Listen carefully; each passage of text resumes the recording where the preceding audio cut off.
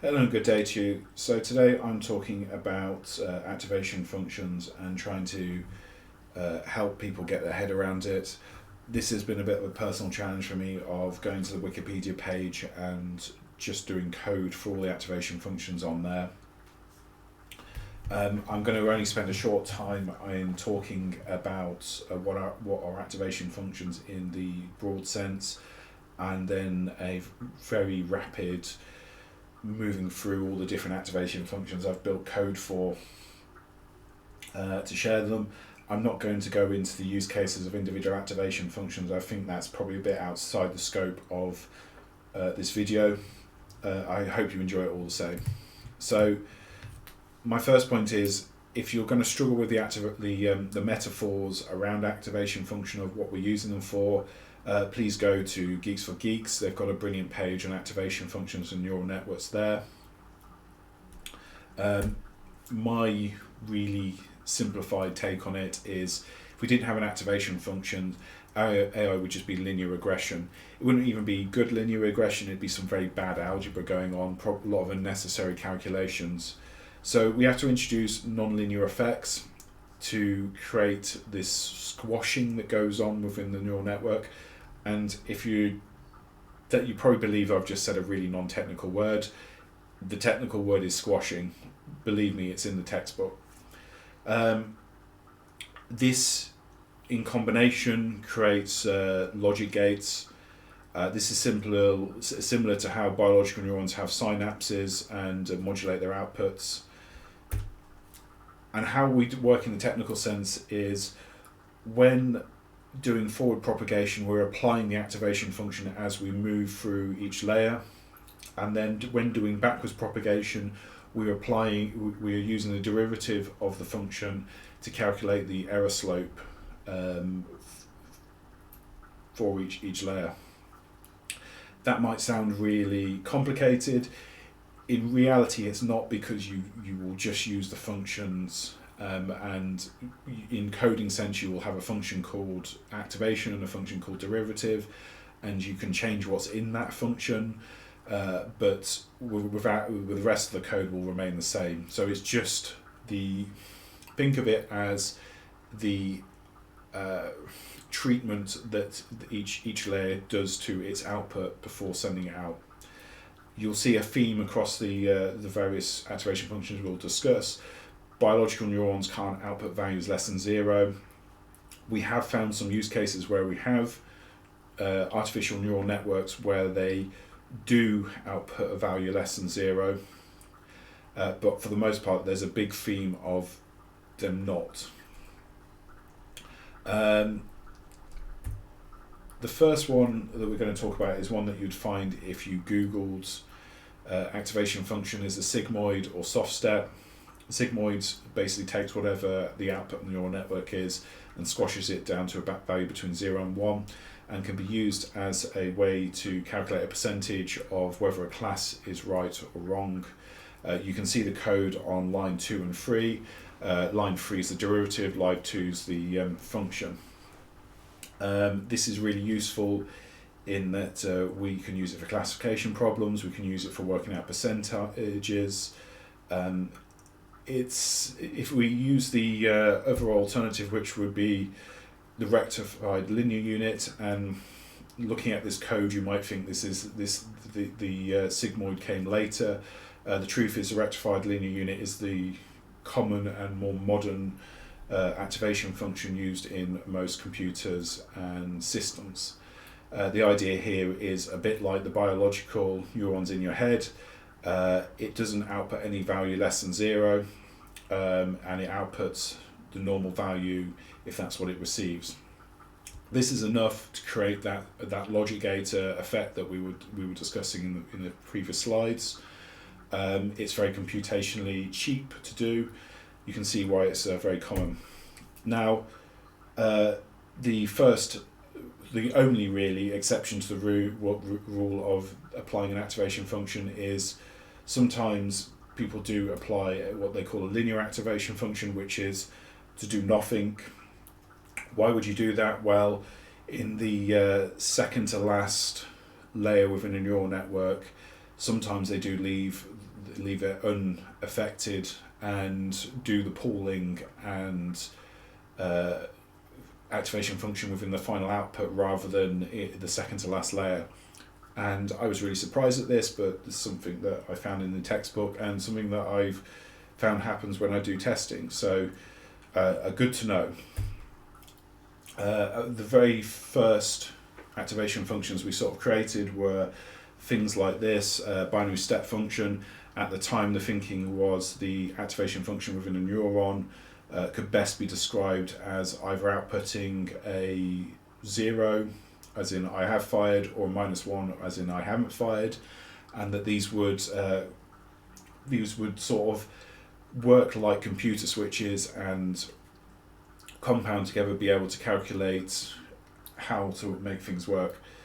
It didn't quite work out that way, but nonetheless, if x is less than 0, the output's -1, and if greater than 0, the output's 1.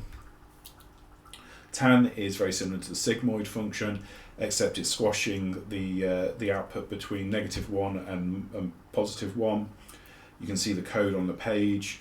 You can note np.xb, np stands for numpy and xb stands for Euler's number. So you've got the code and the derivative, and it creates the graph as below.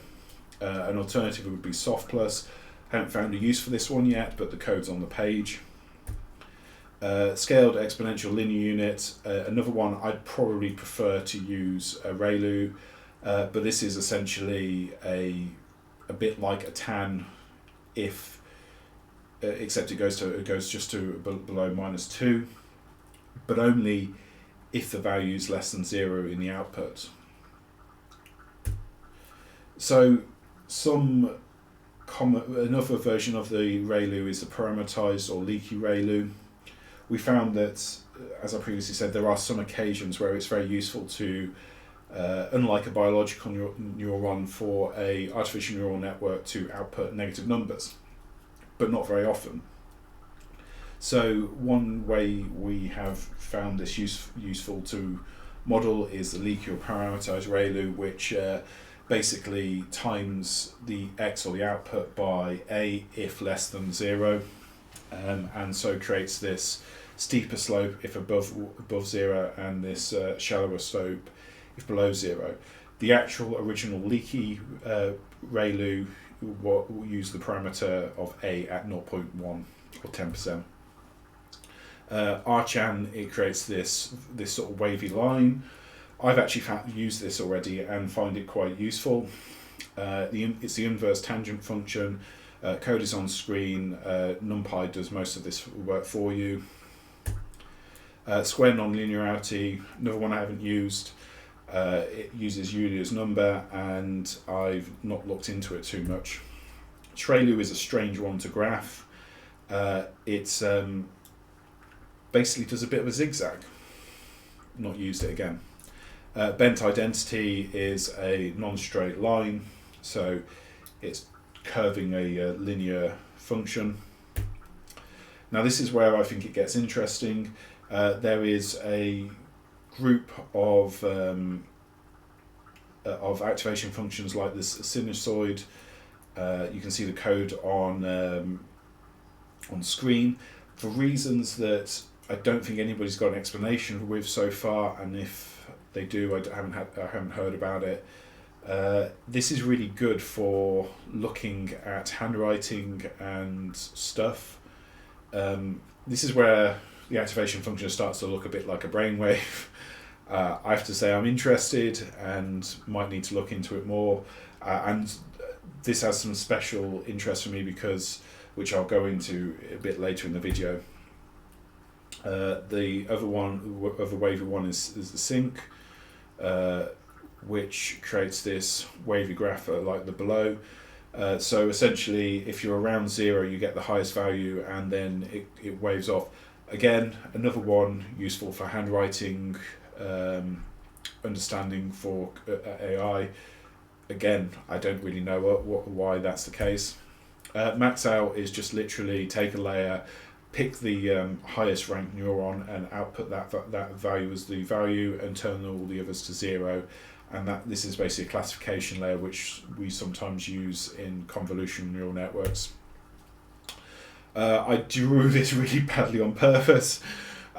Swish is a brilliant story. It was created by Google by mistake. Somebody found that if you took a sigmoid and multiplied the sigmoid by the original value of x, you got this weird swishing movement, and it supposedly did very well. So, and I've used this within my own neural networks, and I think it's an interesting thing. What I did was I took my neural network, my algorithmic trader, and I tried to take all the different activation functions and make it so it could use a genetic algorithm to change which activation function it used in any different layers. It also could combine them. It also could, it theoretically could write its own sigmoid function or its own tan function or things like that. Though I've not seen it go that far, though I have seen it create a few crazy activation functions. One of them became really important for me, that I really took a shine to it and wrote it into its actual code. It combined the sync, Maxout, and Swish. So if you think about what this does, is it takes it creates a wavy line. Let's go back. Creates a wavy line. Ooh, there you go. Creates a wavy line and takes only the maximum output from that wavy line, and then turns it into an exponential value. This actually seemed to perform really well.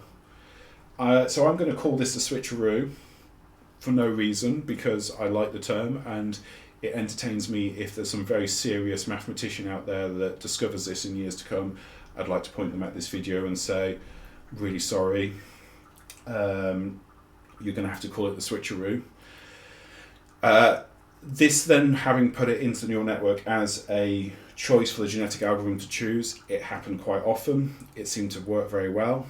It did create a few other crazy things that I went, what is this doing? Like, what is the maths this thing has created? And I feel I have the entertaining ability now of being able to say to people, look, I created an AI that wrote itself. But I guess that's not technically true, but it's funny nonetheless. This is the Switcheroo's code with the derivative. There was the Traelou left to do. Didn't really want to do that. It's the Gaussian linear unit. The code's really complicated and it looks very similar to other things. I hope that's been useful to you. As I said, I'm not going to go into much detail further, but hopefully you'll like and share the video, and if you've got any ideas on what I should do or any advice, happy to hear it. Thanks, have a good day, bye.